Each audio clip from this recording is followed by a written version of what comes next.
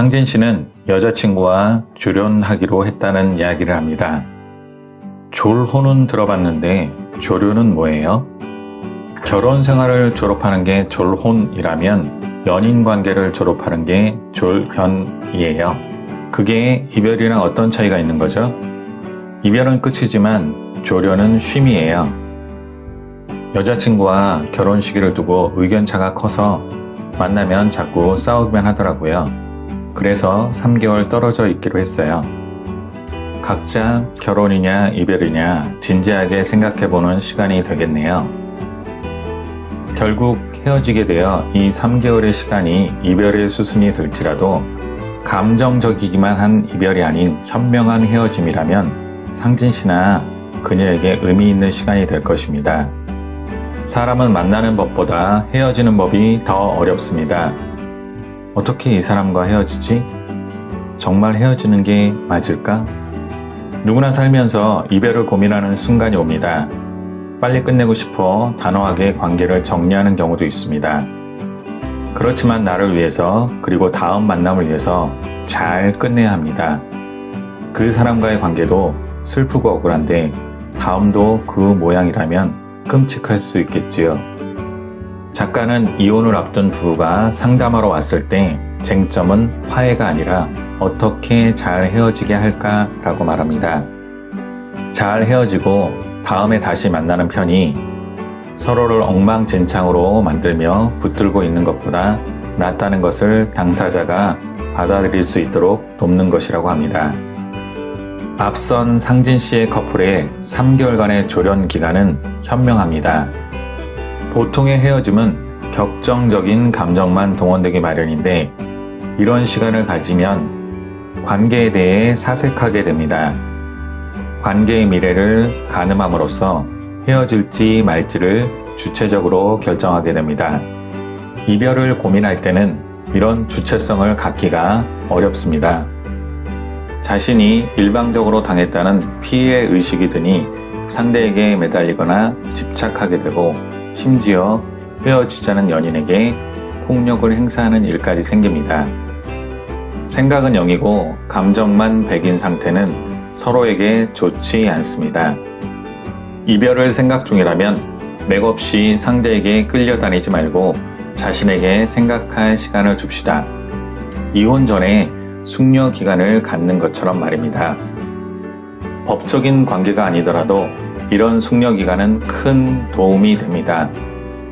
두 사람이 합의하에 시간을 가진 뒤 다시 손을 잡았음에도 변한 것이 없다면 그때는 미련 없이 돌아서는 길뿐입니다. 하루아침에 버려졌다는 상실감을 남기지 않는 것만으로도 충분합니다. 한 번쯤은 이 사람만큼 나를 잘 맞춰주는 사람도 없는데 라는 생각을 해보았을 것입니다. 문제는 한 사람만 이런 특혜를 독점해온 데 있습니다. 번갈아가며 관계의 이득을 누려야 하는데 받는 사람은 계속 받으려고만 하고 주는 사람은 늘 줘야 하는 구도가 만들어진 것이 문제입니다. 관계가 주는 안락함에 빠지면 어떻게 해서든 상대를 자신이 원하는 방향으로 통제하려고 합니다. 잘 헤어진다는 것은 무엇일까요? 바로 이런 엇갈림을 정리하고 각자의 길로 가는 것입니다. 자신에게 질문해 봅시다. 나는 정말 관계에 관심이 있는 사람인가? 나도 나의 필요가 우선인 건 아닌가? 그렇다면 관계라는 미명하에 애매한 사람을 만나 시간을 소비하기보다 나의 필요를 위해 힘쓰는 것이 먼저 아닐까요? 자신의 필요를 해결하지 못하고 상대를 만나면 진정한 의미의 관심과 배려를 가질 수 없습니다. 만약 상대가 내 손을 꽉 잡고 놔주지 않으면 어떻게 해야 할까요? 영영 이 사람에게서 헤어나오지 못할 것 같아요.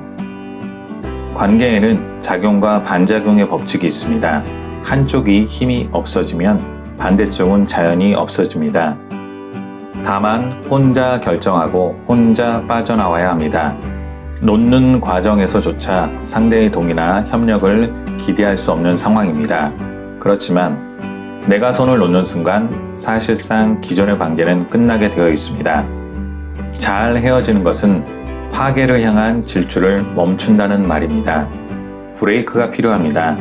나는 더 이상 지금의 너의 상태를 용납하지 않겠다는 의사를 상대에게 선포하는 것, 그것이 바로 브레이크입니다. 브레이크를 두려워하지 마십시오. 차를 운전할 때 우리의 안전이 위협을 받는 순간 당연히 브레이크를 밟는 것과 마찬가지입니다. 관계가 파괴의 양상으로 치달을 때 자신을 구하기 위해서 브레이크를 밟아야 합니다. 관계는 양방향입니다. 내가 있고 내가 있는 것입니다. 그 균형이 무너졌을 때 이별을 고해야 합니다. 이별을 결심했다면 상대에게도 본인 고민 시간의 절반이라도 내어주길 바랍니다. 그래야 상대방도 그 시간만큼 고민하고 생각하고 헤어짐을 받아들일 수 있습니다. 지금까지 책 이제껏 너를 친구라고 생각했는데 두 번째 영상이었습니다. 한 번으로 아쉬운 마음에 2편까지 만들었습니다. 책의 목차 가운데 좋은 이별이란 소제목이 붙어 있었습니다. 물론 읽다 보면 다른 의미로 쓰여 있다는 걸 알 수 있습니다. 그러나 저는 좋은 이별이란 없다고 생각합니다. 이별은 상처를 남기게 됩니다. 다만 그 상처가 깊지 않고 빨리 아물기를 바랄 뿐입니다. 저자의 말처럼 이별 전 숙려 기간은 필요하지 않을까요?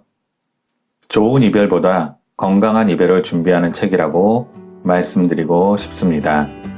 감사합니다. 북로드였습니다. 좋아요와 구독 부탁드립니다.